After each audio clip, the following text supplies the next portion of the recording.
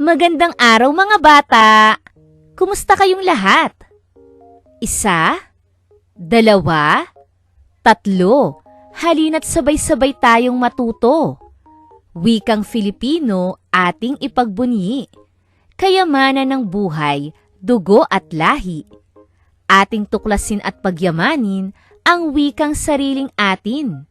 Wikang Filipino, yakapin at mahalin. Ating pag-aralan, Filipino, sa ika-6 na linggo ng ikatlong markahan.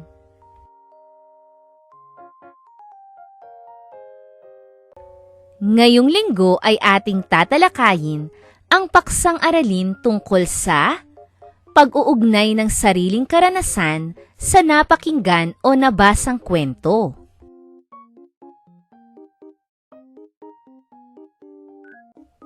Sa araling ito, ikaw ay inaasahan na maipahahayag ang sariling ideya tungkol sa tekstong napakinggan o nabasa, at maiuugnay ang sariling karanasan sa napakinggan o nabasang kwento.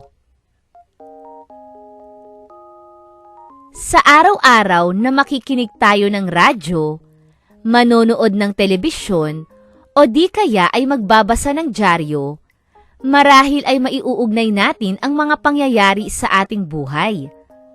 Ang karanasan ay pangyayari sa ating buhay na nagdudulot ng kasiyahan, kalungkutan at kagalakan.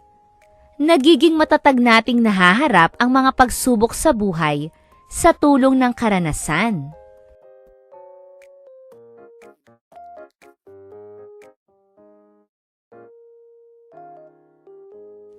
Para sa unang gawain sa pagkatuto, gumawa ng isang pangungusap tungkol sa karanasan mo ngayong hindi ka nakakapasok sa inyong paaralan.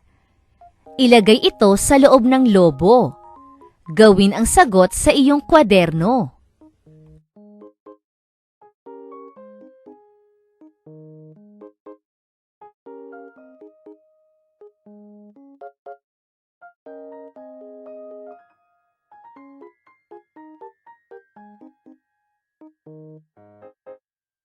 Makinig at unawaing mabuti ang kwentong aking babasahin. Ito ay pinamagatang Ang Kaarawan ni Lucy. Maagang gumising si Lucy. Kaarawan niya ngayon. Masayang masaya siya. Dumating ang kanyang mga kamag-aral. May mga dala silang regalo. Dumating din ang kanyang lolo at lola. Abalang-abala ang nanay niya sa paghahanda ng pagkain.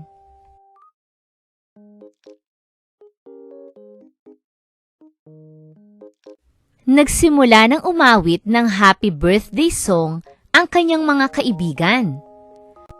Pagkatapos nito ay hinipa na ni Lucy ang kandila ng cake na binili ng kanyang ama. Nagpasalamat si Lucy sa lahat ng dumalo sa kanyang kaarawan. Gawain sa pagkatuto bilang 2.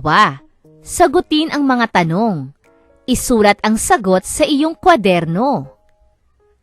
Una, sino ang nagdiriwang ng kaarawan?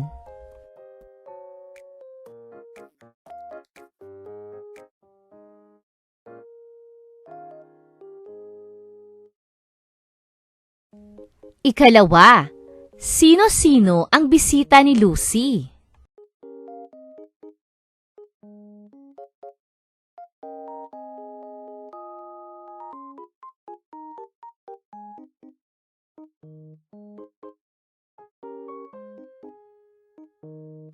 Ikatlo, ano ang dala ng kanyang mga kamag-aral?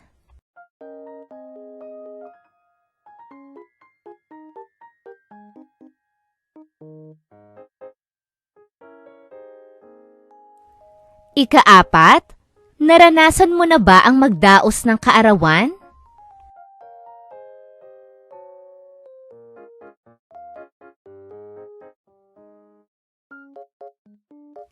Ikalima, ano ang iyong naramdaman nang sumapit ang kaarawan mo?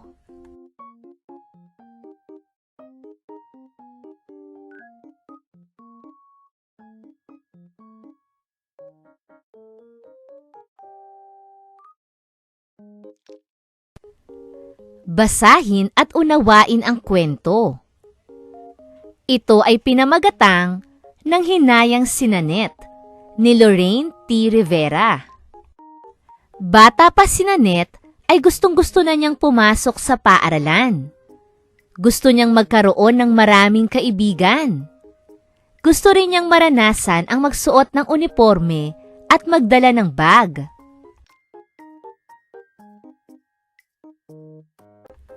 Ngayong sumapit ang kanyang ikalimang taong kaarawan, ay tuwang-tuwa siya dahil papasok na siya sa kindergarten.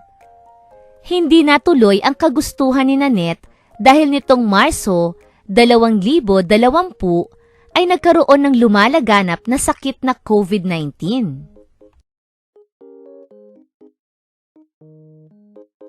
Sobrang panghihinayang ni Nanette dahil sa utos ng pamahalaan na hindi palalabasin ang mga bata at wala munang papasok sa paaralan hanggang walang bakuna.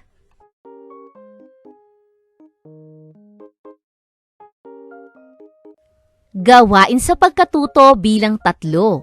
Sagutin ang mga tanong. Isulat ang sagot sa iyong kwaderno. Una, ano ang kahilingan ni Nanette?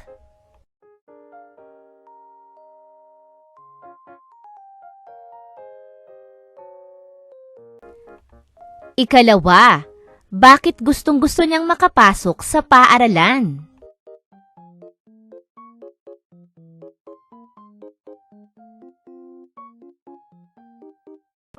Ikatlo, ano ang lumalaganap na sakit?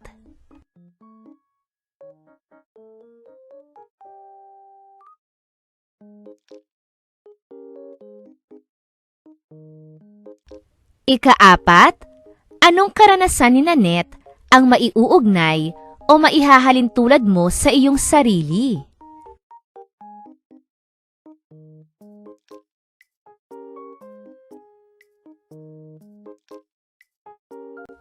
Ikalima, nalulungkot ka rin ba katulad ni Nanette na hindi ka makakapasok sa iyong paaralan?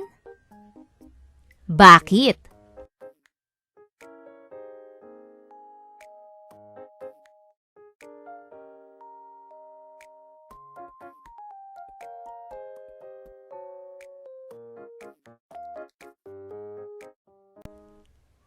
Kumpletuhin ang pangungusap. Isulat ang sagot sa iyong kwaderno. Sa mga pangyayari o patlang natin sa buhay, ito ay nagdudulot ng katuwaan, kagalakan at kalungkutan. Tumutulong din ito upang mahubog ang ating pagkatao.